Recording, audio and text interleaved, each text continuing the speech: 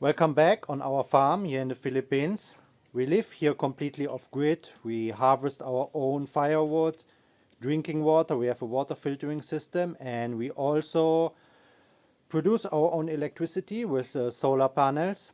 And we order another solar panel online, and it got damaged during the transportation. So the glass is broken. But we get a full refund for this solar panel, and we can just easily fix it. So in this video I'm going to show you how we're going to fix the solar panel.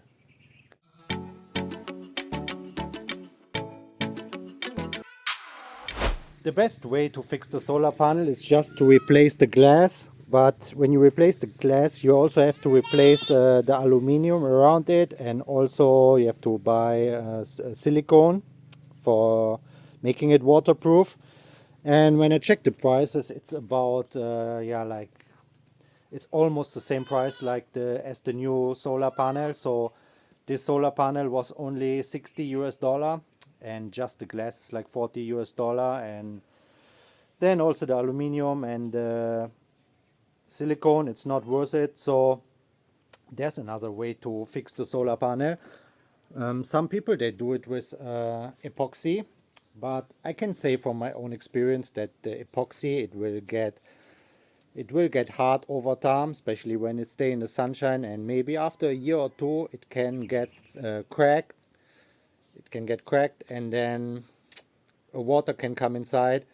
And once there's a water inside, you cannot get it out anymore, and it will cause corrosion, and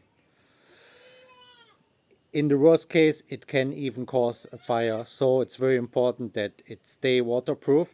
So instead we got a waterproof polyurethane coating. So that's the polyurethane coating. That's 1 liter. And we have a small brush, and I'm just starting to apply it.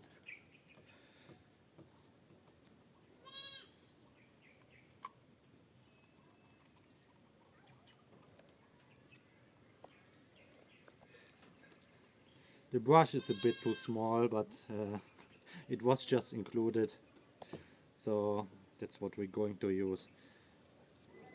Just make a small coating, a small layer, but I brush it very well to get sure the material will go inside all of the small cracks.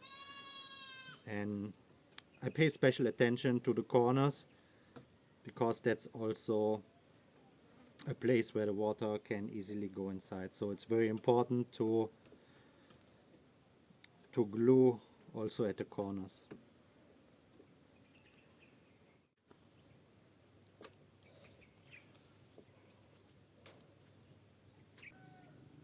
The advantage of the polyurethane is that it's much more durable. It will last for a longer time, and it should not change color.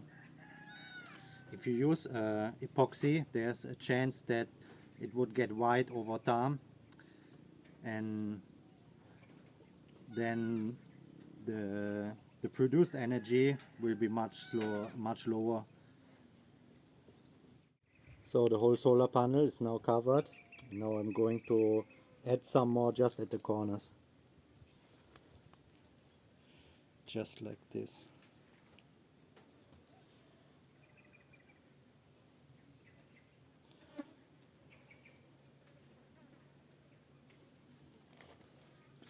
Because that is the weakest spot. That's the spot where the water will collect during a strong rain.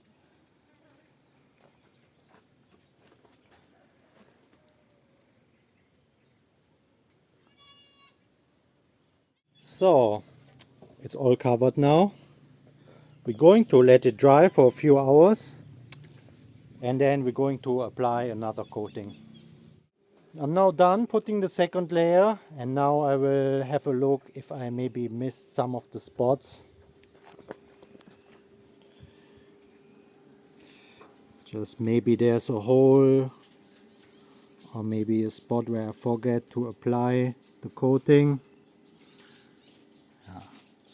But it looks all very good. So I'm now let it dry for maybe 2 or 3 hours, Then we're going to install it and see how much electricity it produces. I'm now done with both solar panels are installed, the broken one and the old one. So let's check how much power they produce. Right now there's not much sunshine, but both panels combined produce 82 watts. So let's turn off the first one, and then only the broken one produces 30 watts.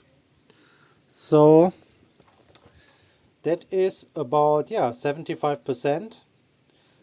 Of course it's a bit lower than the one that's not broken, because the light would get a bit scattered, and also the coating also takes some of the energy, but 75% it's still fine. We got this for free because we get a full refund on the panel.